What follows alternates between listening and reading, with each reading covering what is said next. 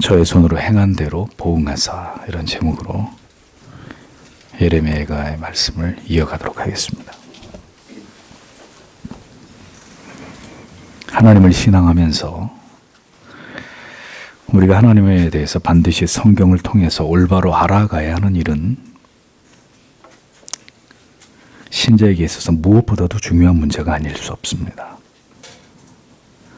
하나님을 올바로 알지 못할 때, 혹은 하나님에 대한 지식이 부족할 때, 혹은 하나님에 관한 단지 지식만을 추구할 뿐일 경우, 우리는 반드시 하나님을 오해하게 되어 있고, 하나님에 대한 무지나 혹은 단지 지적인 호기심만을 추구하는 신앙으로 결국 하나님이 원하시는 신앙에서 이탈하게 되고 은혜를 모두 잃어버리게 만드는 메마른 신앙에 도달하게 될 수밖에 없음을 우리는 잊지 말아야 할 것입니다. 어느 순간인가 신앙의 권태와 실증을 불러오게 되고 스스로를 시험에 들게 만들고 그 시험에서 좀처럼 벗어나지 못하게 되는 이유가 하나님에 대한 총체적 무지, 그 무지한 가운데 흘려보낸 신앙의 세월들 때문이라는 것을 우리는 명백히 이해할 필요가 있는 것입니다. 오늘도 얼마나 많은 그리스도인들이 영적인 무지 속에서 방황하고 신앙의 길에서 배회하고 있는지 모릅니다. 그리고 그런 일들은 특별히 인생에 찾아온 고난 속에서 더 두드러지게 나타나게 됩니다. 자신을 하나님의 자녀로 여겨왔음에도 어느 날 우리에게 닥친 고난과 괴로움과 고통의 이유를 전혀 알 수 없는 일들이 일어나기 때문에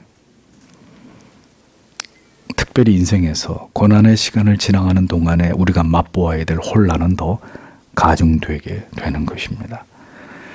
또 언약의 자손이라 할지라도 신앙이 어떻게 어떤 경로와 하나님의 주권적인 때에 어떻게 나에게 발생하고 어떤 인생의 계기를 통해서 그 신앙의 뿌리가 깊어지는지를 올바로 알지 못하게 되면 역시 신앙의 회의와 의심의 늪에서 빠져나오기 어려운 상황에 처하게 되기도 합니다.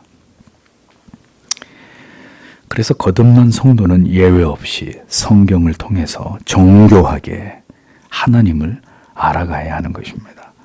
성경은 하나님께서 어떤 분이신지를 우리에게 설명한 책입니다.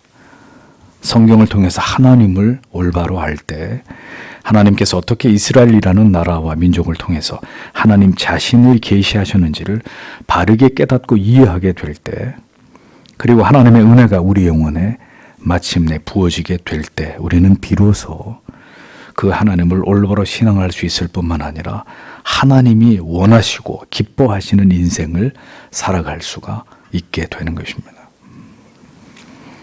우리의 삶에서 벌어지는 모든 문제들의 원인과 이유를 짐작하게 되고 하나님의 섭리적 관점에서 그것을 바라보고 이해해 나아가므로 모든 일들을 통해서 우리의 신앙의 유익과 신앙의 성숙을 도모할 수 있는 기회와 과정으로 우리의 인생을 그렇게 여길 수 있는 지혜를 얻게 되는 것입니다. 우리에게 반드시 이 같은 깨달음과 지식이 있어야 우리는 우리의 인생을 하나님의 뜻 가운데서 펼쳐나갈 수 있는 것입니다.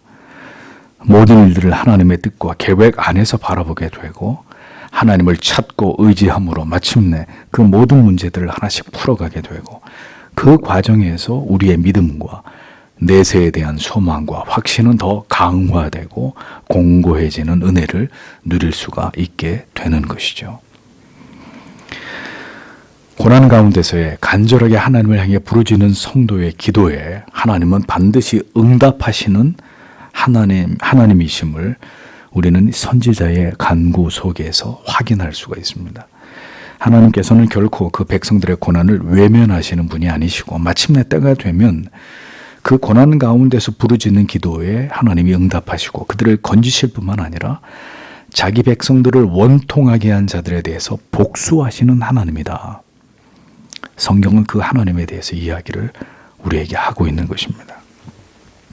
우리의 억울함을 감찰하시고 우리를 신원하시는 하나님이시다. 성경은 이것을 분명하게 우리에게 알려주고 있습니다. 우리의 죄와 어리석음으로 인해서 우리가 세상에서 하나님의 징계와 채찍을 맞게 되는 일들이 일어날 수 있으나 하나님께서는 그렇게 우리를 치시는 채찍으로 징계의 몽둥이로 사용하셨던 악인들에 대해서 절대로 그냥 지나치시는 하나님이 아니시라는 거죠. 하나님의 백성들에게 강포와 악을 향한 자들에 대해서 반드시 복수하시는 하나님, 철저하게 보응하시는 하나님이심을 성경은 우리에게 말씀해 주고 있습니다. 미혹해하는 자들로 이 땅에서 사탄과 마귀들이 지금도 활동을 하고 있지만 모두 때가 되면 모두 그 사악한 세력들을 무적행 속에 집어넣으실 하나님이십니다. 하나님의 백성들 가운데 있는 죄악에 대해서도 결코 간과치 않으시는 하나님이시지만 악인들의 의인들을 향한 그들의 모든 악랄함과 포악함에 대해서도 하나님은 반드시 징벌하시고 하나님의 자녀들을 대신해서 철저하게 그들에게 복수를 행하시는 하나님은 그런 분이시라고 성경은 우리에게 기록해주고 있습니다. 하나님의 백성들이 당한 모든 괴로움과 고통을 하나님께서는 하나님께서 그것을 당한 것으로 간주하시는 분이십니다. 하나님의 자녀들에 대한 핍박과 박해는 곧 하나님에 대한 것으로 하나님이 그렇게 여기시는 것입니다. 그래서 하나님은 반드시 악인들에 대해서 보응하시고 보복하시는 하나님이십니다. 그 진노하심 앞에서 떨지 않을 자가 없고 그 분노하심 앞에서 살아남을 자가 있을 수 없는 것입니다.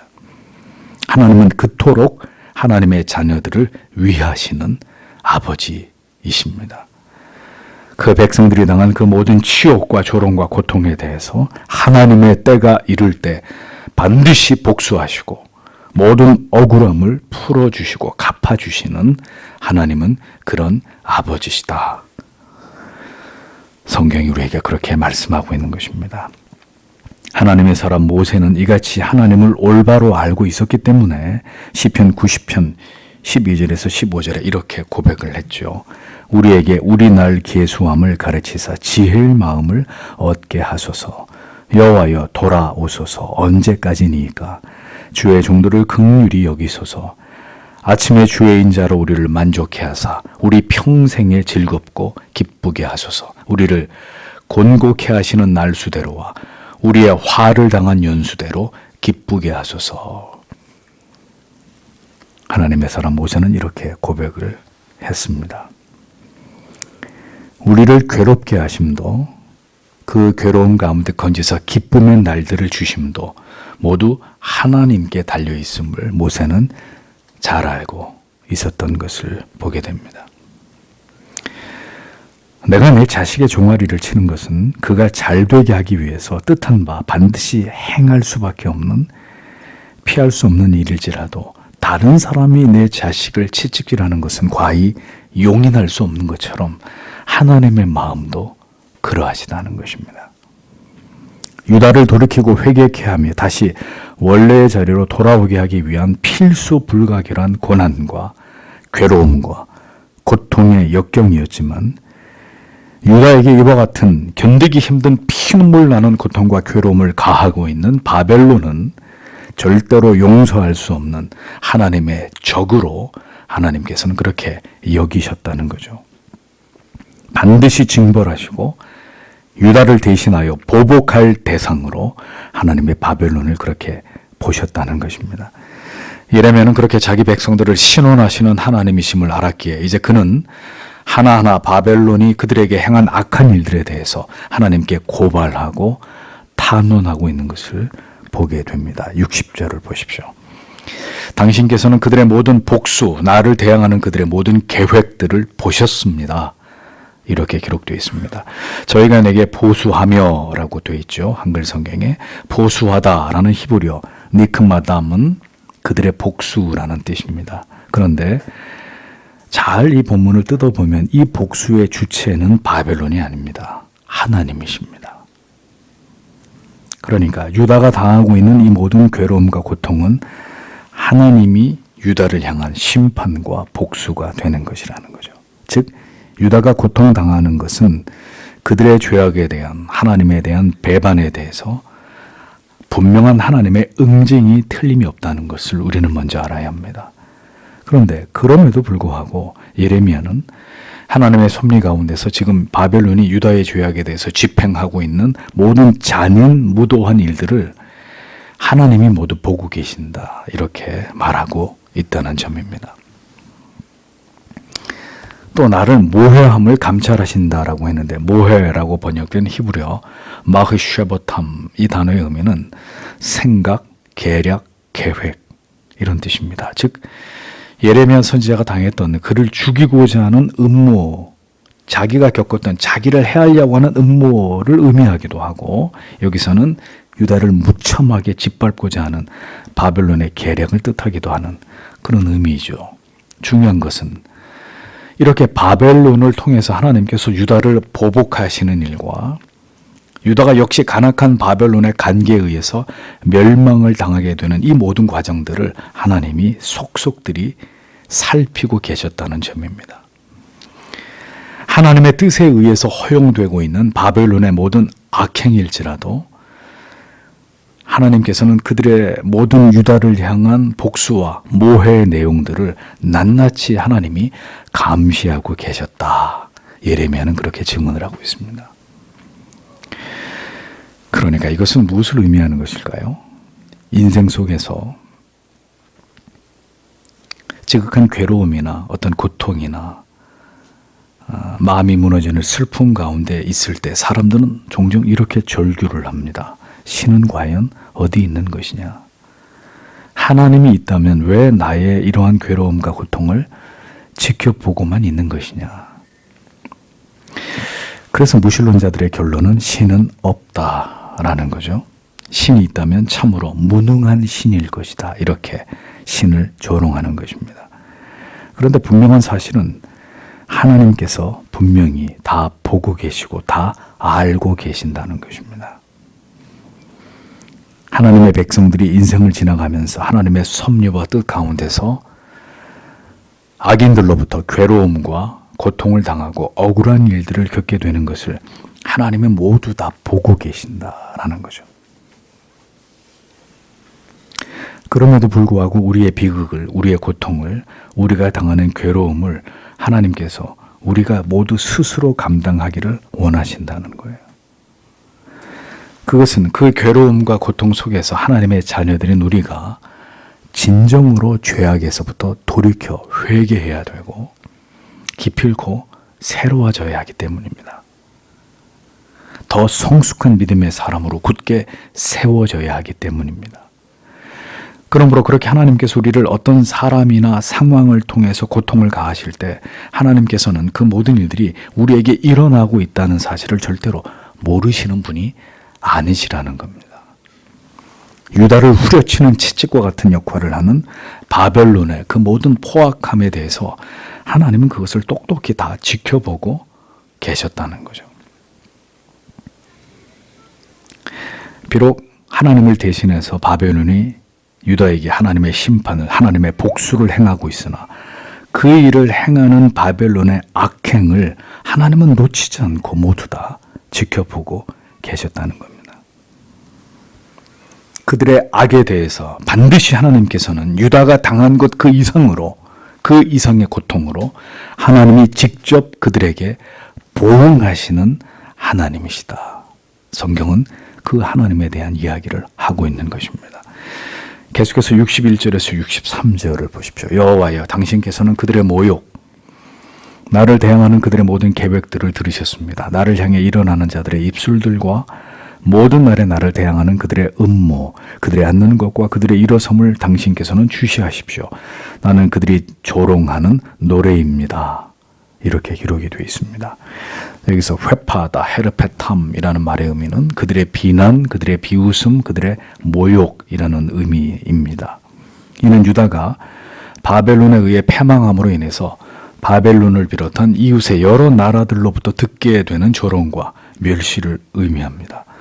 모해하다, 마흐쉐보탐이라는 말은 꾀를 써서 남을 해치다, 이런 의미거든요. 이 단어가 62절에도 나오죠. 또 모해하다라는 단어, 모해하다라고 번역된 단어가 나오는데 여기서 사용된 히브리어는 앞에서 사용한 마흐쉐보탐 이 단어가 아닙니다. 여기서는 헤그요남이라는 히브리 말인데 여기서는 조용한 소리, 낮은 소리 이런 의미예요. 자, 이것은 뭐냐? 타인을 함정에 빠뜨리기 위해서 은밀하게 덫을 놓고 은밀하게 계획을 세우면서 음모를 꾸미는 것을 의미하는 것입니다. 그러니까 유다를 파괴시키려는 자들이 모여서 작전과 계획을 세우고 어떻게 유다를 무너뜨릴지를 의논한 그 모든 은밀한 그들의 사악한 모의까지 하나님이 빠짐없이 다 보고 듣고 계셨다는 뜻입니다. 이어 그 악한 자들의 안고 일어섬까지 그들의 일거수일투족을 그들이 하는 모든 일들과 그리고 그들이 유다 백성들을 조롱하고 부르는 노래들까지 이 모든 참담하고 악랄한 행위들에 대해서 선지자는 하나님이 이 모든 것을 하나하나 모두 카메라로 녹화를 하듯이 하나님이 모두 지켜보고 계시고 있고 또 그렇게 지켜봐 주시기를 당부하고 있었던 것입니다. 이 말씀을 통해서 우리가 깨달아야 될 바가 무엇일까요? 하나님께서는 자기 백성들을 징계하시고 그들을 완전히 낮추실 때 이토록 세상의 모든 악인들을 동원해서 그들을 통해서 철저하게 조롱과 멸시와 험담과 그리고 그들의 악한 도모의 희생이 되도록 하나님이 그렇게 그 모든 것들을 허용하신다는 거예요. 하나님께서 더 이상 우리를 보호하지 않으시고 우리에게 지혜와 명철을 모두 거두어 버리실 때 우리는 모두 세상의 악한 사람들로부터 멸시와 천대와 박해를 당할 수밖에 없고 우리를 어리석고 미련한 자라고 칭하게 되는 수모를 우리가 이 세상에서 당하게 되는 일들이 일어나게 된다는 거예요. 신자에게는 절대로 그런 일이 안 일어납니다가 아니라 그런 일들이 우리의 일상에서 일어날 수 있다는 겁니다.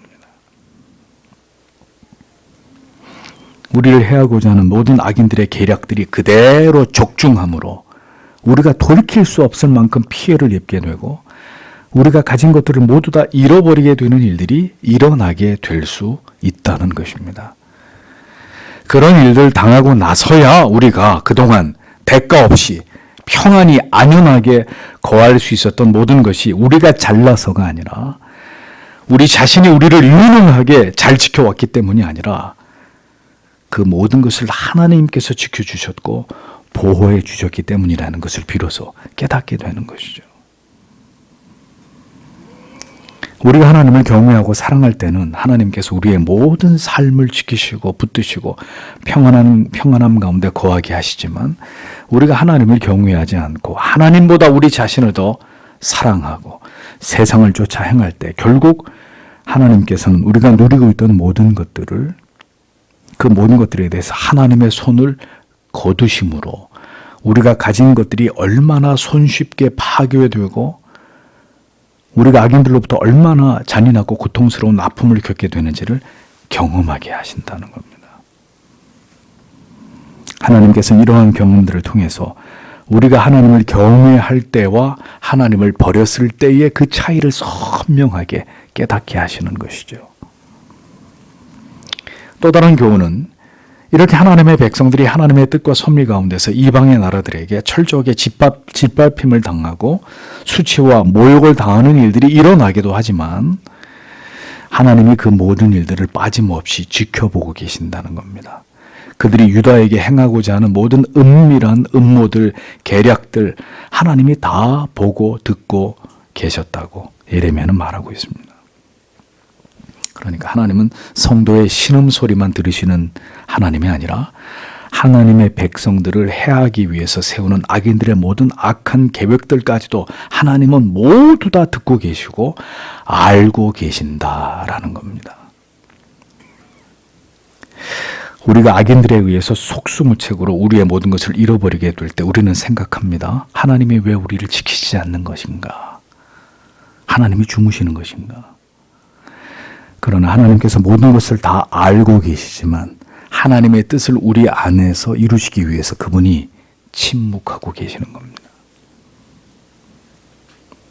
그 고통스러운 밤이 마침내 찾아오도록 모든 것을 빼앗기고 불타버리게 되는 그날이 마침내 하나님의 백성들에게도 임하도록 하나님께서는 우리를 해하려고 하는 자들의 모든 은밀한 모의를 모두 알고 계시고 듣고 계셨지만 그 재앙에서 우리를 피하게 하시거나 보호하지 않으셨던 거죠.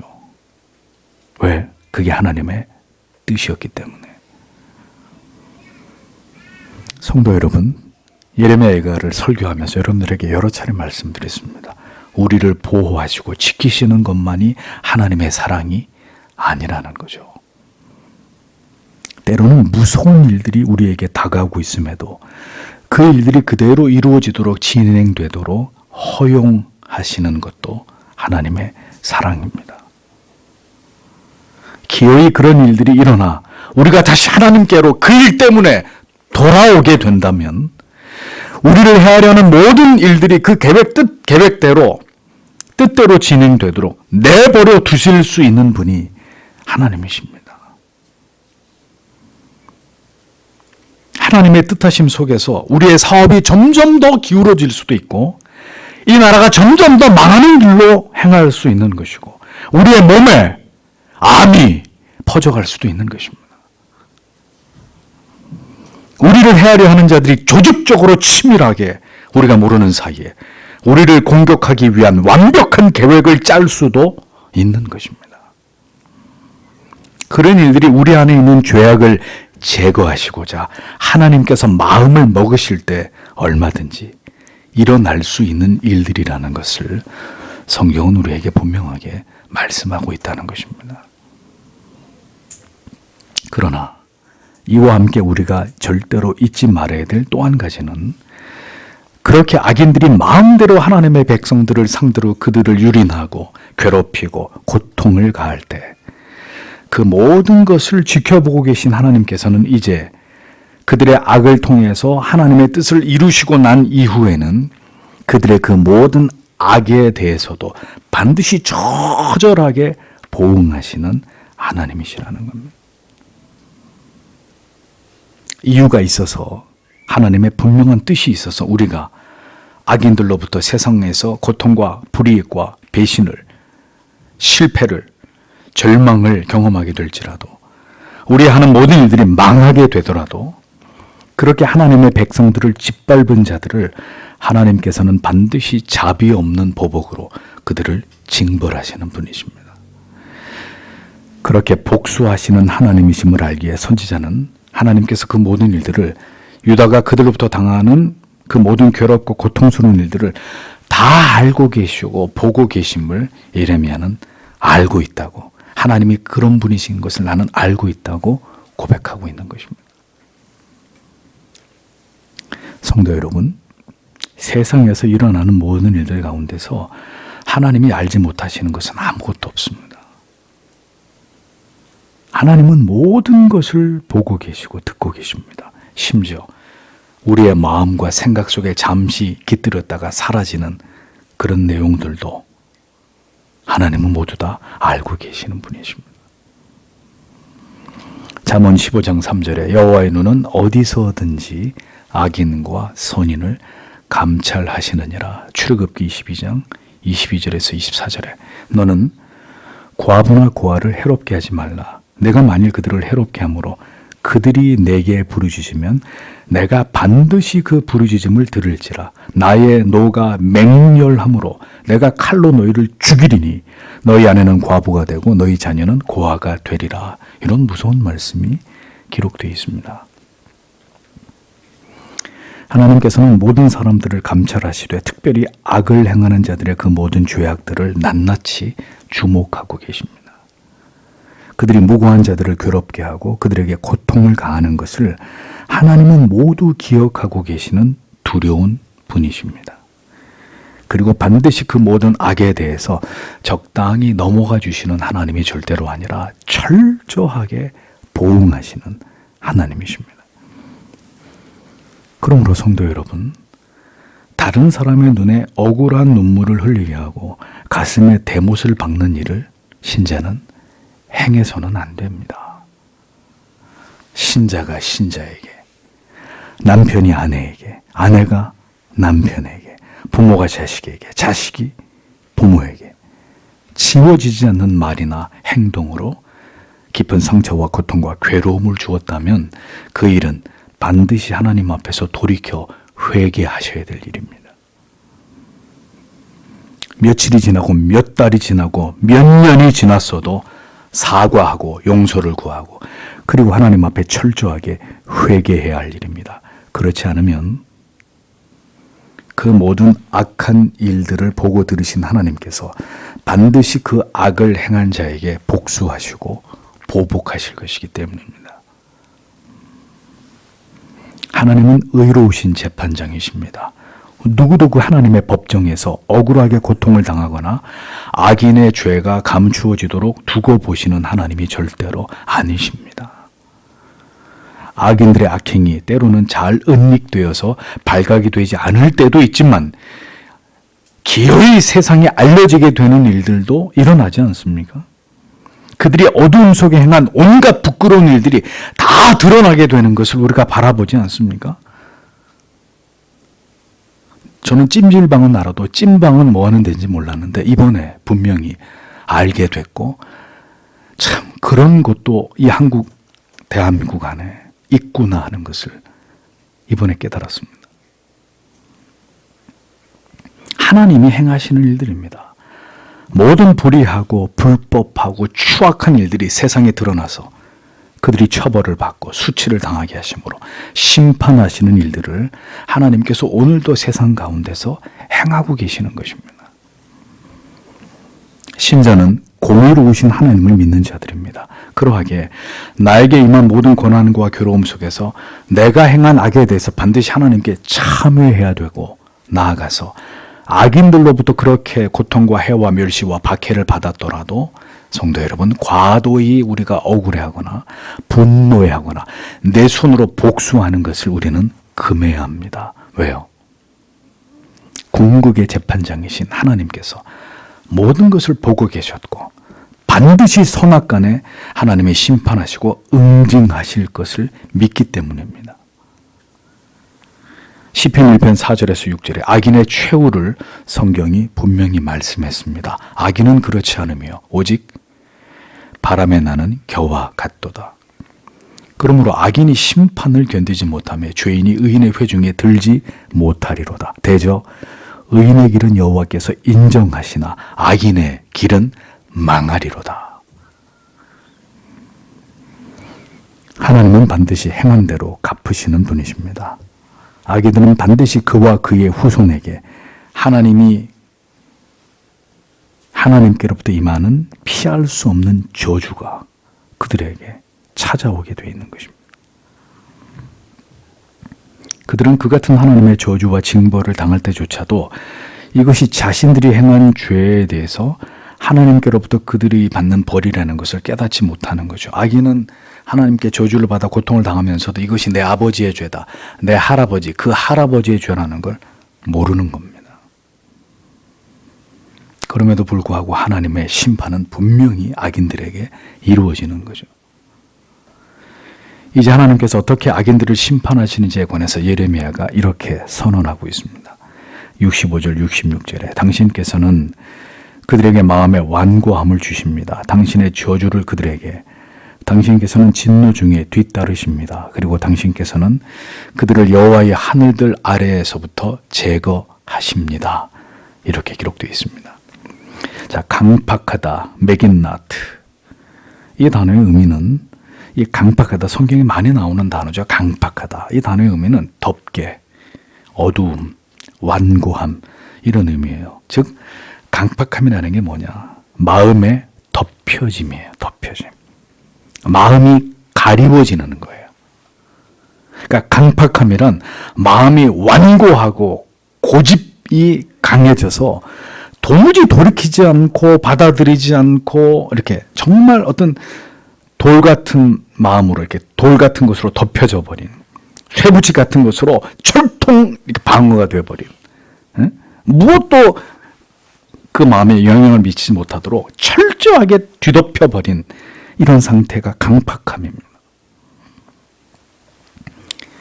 하나님께서 저주하실 때 하나님께서 한 개인이든 국가이든 그들을 마침내 벌하고자 하실 때 하나님께서 인간의 내면 가운데 어떤 변화가 일어나도록 먼저 역사하시느냐? 그것은 바로 그들의 마음과 영혼이 강팍해지는 것입니다. 그들을 강팍하게 만들어 버린단 말이죠.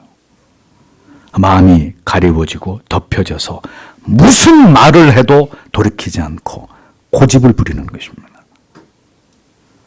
그 마음이 전혀 반응하지 않고 미동조차 하지 않는 이런 상태에 이르도록 하나님이 그렇게 역사하신다는 거죠. 그것이 바로 하나님께서 저주하신 마음의 상태입니다. 바로에게 그렇게 하셨듯이. 하나님이 버리신 마음입니다. 하나님의 진노가 곧 부어질 마음의 상태입니다. 우리의 마음이 하나님의 자녀들임에도 불구하고 우리의 마음이 강팍해진다. 좋은 일이 아닙니다.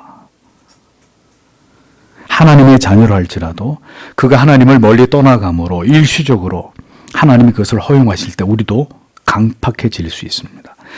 그러한 영혼의 상태에 이르게 될 때 지체들과 공동체는 그 성도를 염려하게 되죠. 그를 위해서 기도하게 됩니다. 그의 영혼에 적신호가 들어왔기 때문이죠.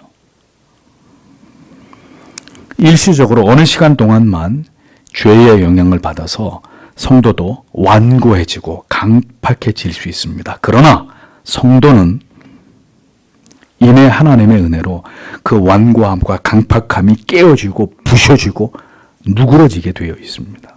하나님이 그대로 내버려 두시지 않거든요. 다시 부드러운 영혼으로 돌아오도록 하나님이 역사하십니다. 그러나 하나님이 마침내 심판하실 자들의 영혼은 강팍해지고 더 강팍해져서 절대로 돌이키지 않는, 회개하지 않는, 뉘우치지 않는 굳어진 마음의 상태 그대로 하나님이 버려두시는 거예요.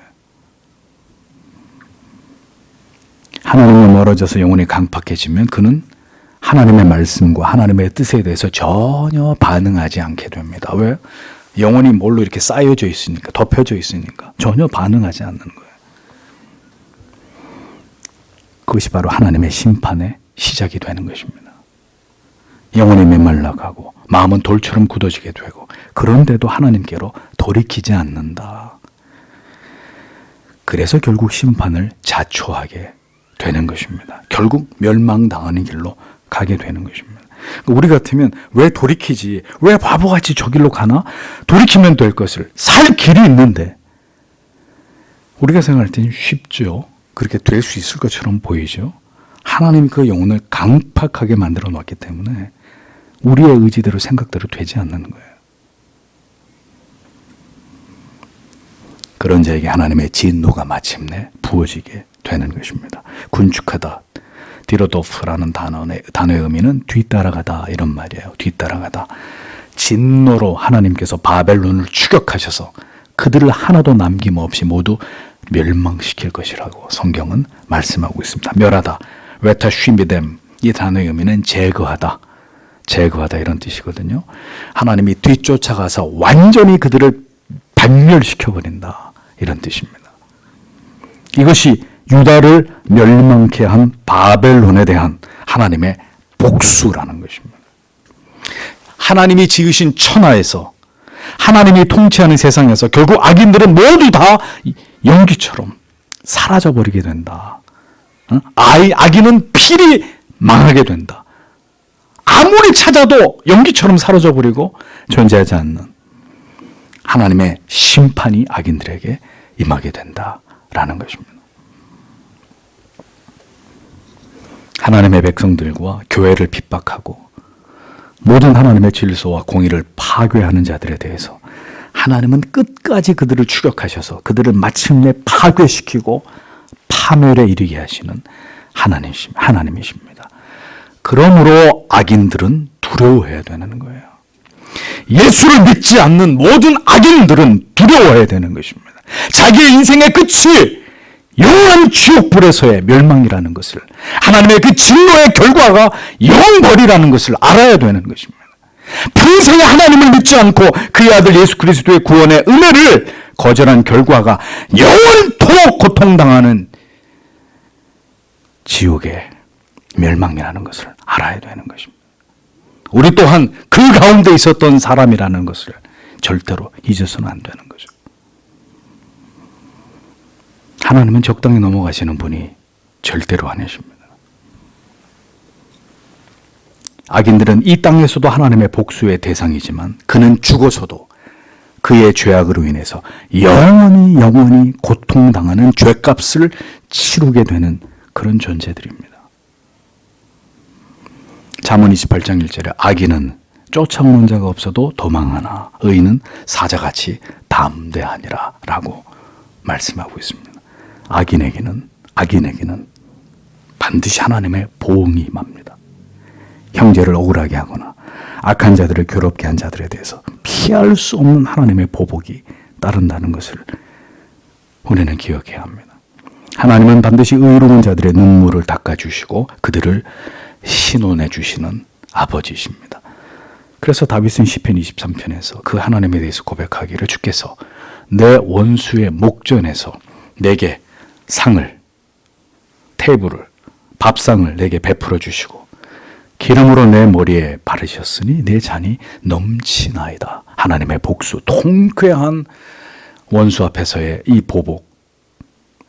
다윗은 그것을 노래하고 있었던 거죠.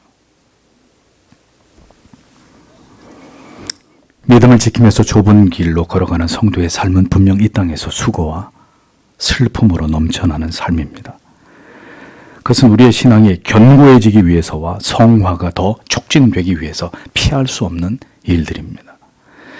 그러한 일들이 우리의 죄와 연약 때문에 일어나기도 하지만 하나님의 주권적인 섭리 속에서 우리의 믿음을 강화시키기 위해서도 발생하기도 합니다. 우리를 힘들게 하는 사람과 환경 속에서 우리는 고통을 당하고 마음의 괴로움과 짓눌림을 당하게 되는 일들을 겪게 되기도 합니다. 여러분, 세상에서 살면서 가장 힘든 게 무엇이든가요? 사람이 사람에게 당하는 괴로움이잖아요. 폭력, 조롱, 비난, 핍박, 배신, 따돌림, 비웃음, 멸시 이런 것들이죠. 나아가서 우리의 모든 것을 빼앗기게 되고 심지어 이제 육체적인 고통과 결국 내 목숨까지도 잃어버리게 되는 상황에 처하게 되는 이런 일들. 저는 종종 지금도 북한의 요독 수용소에서 죽으면 다행인데 죽을 수도 없는 괴로움과 고통을 고문을 당하고 있는 우리의 믿음의 형제들을 생각합니다. 상상할 수도 없는 고통을 견뎌내면서 믿음을 지키고 있는 그리스도 안에서의 한 형제와 자매들.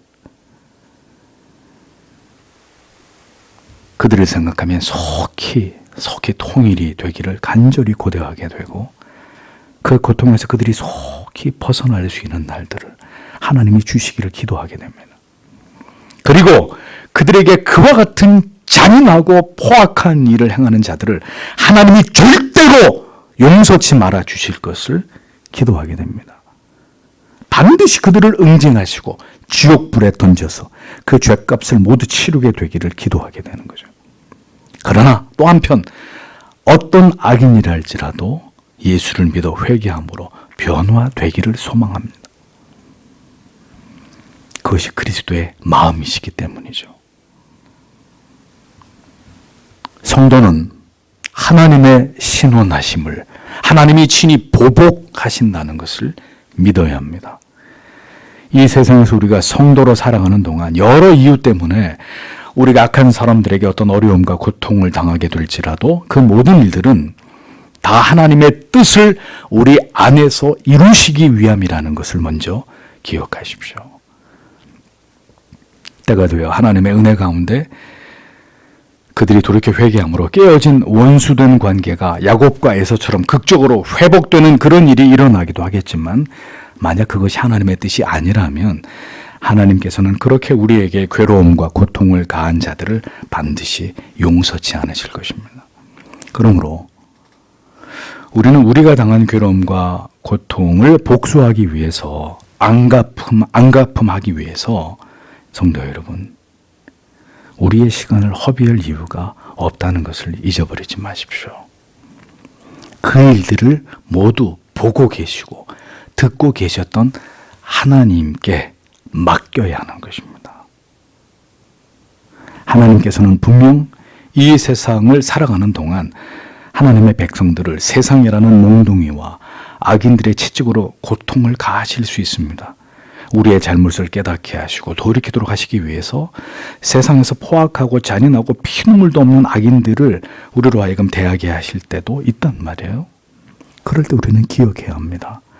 그들에게 짓밟히고 고통을 당하면서 그들에게 복수를 다짐할 것이 아니라 이러한 일들을 통해서 하나님께서 우리에게 바라시는 바는 철저하게 우리가 낮아지고 그리고 하나님께로 돌이키기를 원하신다는 것을 먼저 분명하게 깨달아야 되는 것입니다. 그리고 다음은 결코 우리가 그들에게 복수하기 위해 복수심을 품을 것이 아니라 모든 것을 아시는 하나님께서 철저하게 보응하고 복수하신다는 것을 믿고 하나님께 그 모든 것을 맡길 수 있어야 한다는 점입니다. 그리고 우리는 그렇게 하나님께서 우리의 복수를 맡기는 기도를 하나님 앞에 드릴 수 있다는 사실을 기억해야 할 것입니다. 다시 말하지만 물론 원수랄지라도 그들이 돌이켜 회개하고 잘못을 뉘우친다면 우리는 그리스도의 사랑으로 분명히 용서해야 할 것입니다. 그러나 모든 악으로 하나님의 백성들과 교회를 박해하고 핍박하는 자들에 대해서는 하나님이요 저들을 심판하십시오. 저들에 대해서 하나님 참지 마십시오. 그렇게 하나님 앞에 기도하고 탄원할 수 있는 그런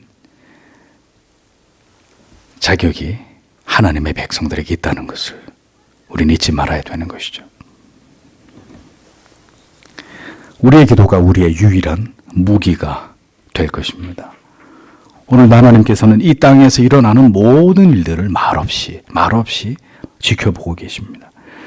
그리고 악인들의 모든 사악하고 악랄함과 그로 인해서 하나님의 백성들이 당하는 고통을 그리고 그 고통을 통해서 하나님의 백성들을 돌이키게 하시는 섭리를 오늘도 정확하게 그분은 진행해 나가십니다. 우상을 숭배하고 안식일을 잊어버리고 강팍한 마음으로 하나님을 멀리 떠난 유다는 회개하고 돌이킴을 촉구하는 예레미야의 절규를 비웃었고 결국 그래서 하나님의 징계를 피할 수 없는 그런 처지에 이르게 되었습니다. 유다에 일어났던 일들이 만약 오늘 우리에게 일어나게 된다면 그리고 그것이 하나님의 뜻과 계획이라면 성도 여러분 우리도 동일한 고통과 괴로운 날들을 맞이하게 되지 않으리라고 누가 장담할 수 있겠습니까? 언제나 그랬듯이 악인들은 자기들에게 주어진 그 악역을 세상에서 성실하게 감당할 뿐입니다. 그것을 사명이라고 여기고 그들이 꿈꾸는 악한 세상을 만드는 일에 총력을 기울이면서 그들은 그렇게 존재하게 될 것입니다. 그리고 하나님은 악인들이 행하고자 하는 그 모든 사악한 일들을 허용하실 것이고 결국 하나님의 백성들과 교회가 그 모든 악에 그대로 노출이 되어서 고통을 당하게 되는 그런 날들이 찾아오게 될 수도 있다는 것입니다. 그래서 신자는 모든 날들을 대비해야 되는 것입니다. 인생 속에서 우리가 겪어야 될 모든 날들을 준비해야 되고 그 날이 우리에게 임했을 때 성경의 가르침을 따라서 그 진리의 깨달음으로 그 모든 날들을 감당해 나아가야 되는 것입니다. 우리에게 그 같은 일들이 마침내 일어나게 되었을 때 우리의 마음에 품어야 할 바는 무엇인지 우리는 어떻게 그 고통의 날들을 이겨나아가고 악에 맞서야 하는지 오늘도 이 진리를 깨닫고 기억함으로 그 모든 날들을 우리가 믿음으로 하나님 앞에서 믿음으로 감당하는 하나님의 사람들이 되어야 한다는 거죠. 우리에게 고난과 박해를 주실지라도 그것은 우리를 하나님의 자녀로 올바로 세우시기 위함이고 우리에게 영생을 바라보게 하시기 위함이라는 것을 우리는 기억해야 합니다. 그 모든 어두운 날들이 닥쳤을 때 우리는 기꺼이 하나님께서 우리를 신원해 주심을 믿고 그 모든 고통을 인내하면서 지나갈 수 있는 믿음을 우리에게 더해 주시기를 기도해야 될 것입니다. 그것이 우리가 살아가야 될 내용이고 우리가 걸어가야 될 길이라면 우리는 그 길을 걸어가야 되는 것이죠.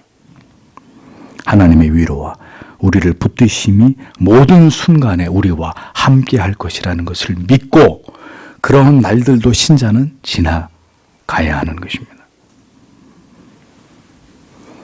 성도 여러분, 부디 우리에게 영원한 나라가 우리를 기다리고 있다는 사실을 기억하십시오. 그 나라에 들어가기까지 이 땅에서의 우리의 삶이 행복하고 즐겁고 풍요로움만 있기를 우리는 고대하겠지만 하나님의 뜻은 우리의 그것과 다를 수 있다. 다를 수 있다. 잊어서는 안 됩니다. 행복과 즐겁고 형통한 날만을 꿈꾸는 것은 신앙이 아닙니다. 그 반대의 날들도 우리에게 임할 수 있음을 성경을 통해서 분명하게 깨닫고, 그러면 우리가 어떻게 깨어 있어야 할지, 무엇을 기도해야 될지를 생각하고 그것을 대비하는 것도 분명히 믿음이라는 것을 우리는 기억해야 할 것입니다. 행복한 날은 아무것도 준비하지 않아도 그 행복한 날을 누리는데 아무런 어려움이 없습니다. 행복한 날이 찾아오면 그냥 기뻐하고 즐거워하면 되죠. 하나님께 감사하면 됩니다. 그러나 박해와 핍박과 피눈물 나는 고난의 날들은 우리가 철저하게 대비하고 깨어 있어서 진리로 무장하지 않으면 절대로 감당할 수 없는 날들이 될 것입니다. 그래서 많은 사람들이 배도하게 되는 것입니다. 어쩌면 평화의 마지막 시점을 지나가고 있는 우리들에게 오늘도 성경이 말씀하고 있는 바를 마음에 깊이 새기시고 오늘도 주의 긍휼과 자비를 구하면서 더 하나님을 경외하는 삶을 살아가는 하나님의 자녀들이 되시기를 축복합니다.